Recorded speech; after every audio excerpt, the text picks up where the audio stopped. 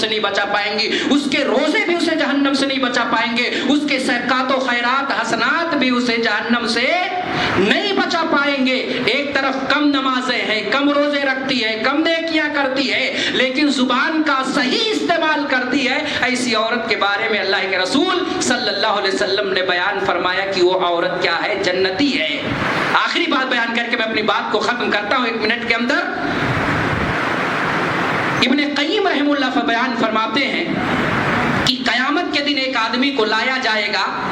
نماز کی نیکیاں پہاڑ کے برابر، روزے کی نیکیاں پہاڑ کے برابر، صدقات و خیرات کی نیکیاں پہاڑ کے برابر ہوں گی، لیکن چند منٹ کے اندر، چند پل میں اس کی ساری نیکیوں کو آوارہ ہواؤں کے حوالے کر دیا جائے گا، ریت کا ذرہ بنا کر کے اڑا دیا جائے گا۔ پوچھا گیا ایسا کیوں ہوا؟ کہا اس کے ایک غلط استعمال کی وجہ سے، زبان کے ناجائز استعمال کی وجہ سے اللہ رب العالمین اس کی نیکیوں کو اقارت تباہ و برباد کر دے گا۔ اور یہی بات اللہ کے رسول صلی اللہ علیہ وسلم نے ایک حدیث کے اندر کہی ہے، وہ حدیث بیان کر کے میں ختم کرتا ہوں۔ عن ابی ہریرہ رضی اللہ عنہ قال قال رسول اللہ صلی اللہ علیہ وسلم اتدرون من المفلس قال ان المفلس فينا من لا درهم له ولا متاع قال ان المفلس من امتي من ياتي بصلاة وصيام وزكاة وياتي قد شتم هذا واكل مال هذا وضرب هذا وقذف هذا فيؤتي هذا من حسناته وهذا من حسناته فإن فنيت حسناته قبل أن يقدم عليه أخذ من خطاياهم فطرح عليه ثم طرح في النار۔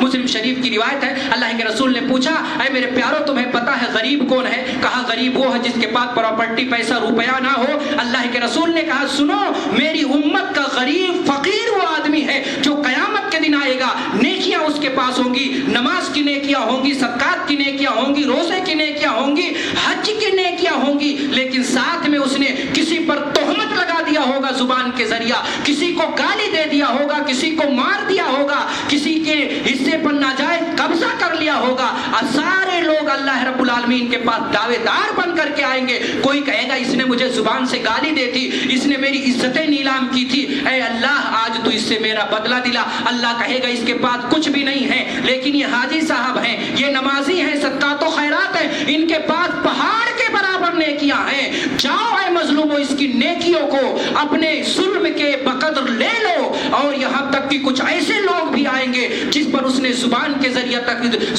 ذریعہ اذیت دی ہوگی، تکلیف دی ہوگی، اللہ سے کہیں گے اس نے مجھے بھی تکلیف دی تھی، مجھے گالیاں دیتا، تہمت اس نے لگائی تھی۔ اللہ کہے گا اس کی نیکیاں نہیں بچی ہیں، ختم ہو گئی ہیں، ایک کام کرو اپنے گناہوں کے گٹھر کو لے آؤ اور اس نمازی کے سر پہ لاد دو، یہاں تک کہ اس کا عالم یہ ہوگا کہ جو نیکیوں سے پہاڑ اختیار کیا ہوگا، پہاڑوں کے برابر نیکیاں اختیار کیا ہوگا، اس کے پاس گناہوں کے پہاڑ ہو جائیں گے۔ اللہ رب العالمین فرشتوں کے کہے گا اس نمازی کو، اس روزے دار کو، اس نیکی کرنے والے کو گھسیٹتے ہوئے لے جا کر کے جہنم کے اندر ڈال دو۔ میرے پیارو ضرورت اس بات کی ہے کہ ہم اس ماہ مقدس کے اندر، اس مبارک مہینے کے اندر سب سے زیادہ اپنے زبان کو کنٹرول میں رکھیں، اپنی زبان کی حفاظت کریں، کیونکہ زبان نیکیوں کی قبولیت میں کلیدی حیثیت رکھتی ہے۔ اگر آپ کی زبان صحیح ہے تو آپ کی نماز قبول ہے، آپ کی زبان صحیح ہے تو آپ کے روزے بھی مقبول ہیں،